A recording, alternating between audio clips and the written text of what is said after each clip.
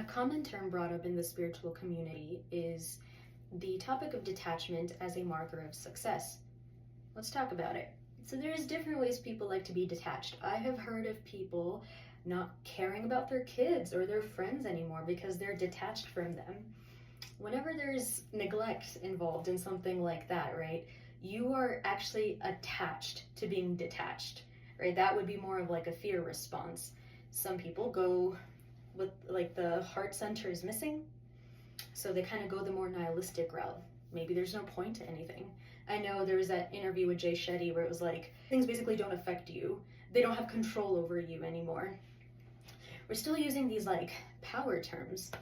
What I would invite us to think about is detachment really happens when there's no longer any projection internally, because the goal is to be embodied, right? We are a very disembodied society. We're very numbed out, or we're feeling immense pain and then we want to numb ourselves out, which totally makes sense. But we want to be here in the now, especially with tantric philosophy being something that values the human senses, the human experiences, one of the pillars of being kama or pleasure, right? And all of the manifest forms that that vibration of pleasure would have. So when we are thinking about how we can be detached, a simple example could just look like, I'm about to go to like a housewarming party in like 45 minutes. I have no idea who's going to be there, right? And if there was somebody who insulted me entirely, like it would hurt, obviously. But if I was detached, instead of being like, all right, bro, like there was no need for you to blah, blah, blah, whatever comes to mind, your reaction. So a lot of things in the world that keep you out of alignment are built on reaction. How they know exactly what to say. I bet you guys know right now, if you were to put any particular type of video with any particular type of buzzword, you could get 1 million views too. That's what we reward, unfortunately. So it's interesting because I want to get reactions on this post about not reacting.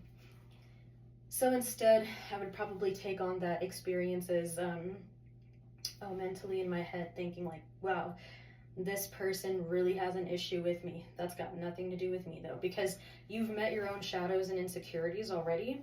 That's not really going to get to you the way it used to.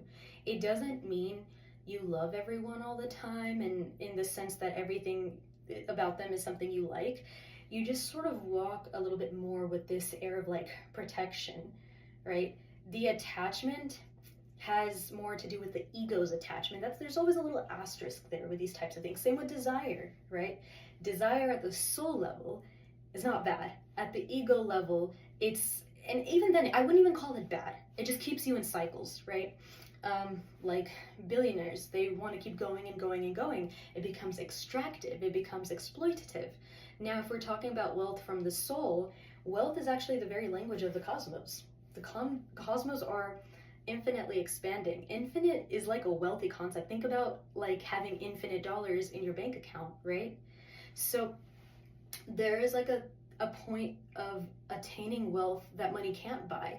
I don't know, maybe something to think about, or what are some experiences you have in your life right now that feels so unique that it wouldn't matter what kind of money was in your bank account.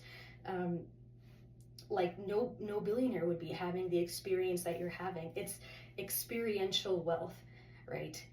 It does not have to be this or that. It can be this and that. You can be financially stable and also know that finances are not the only thing.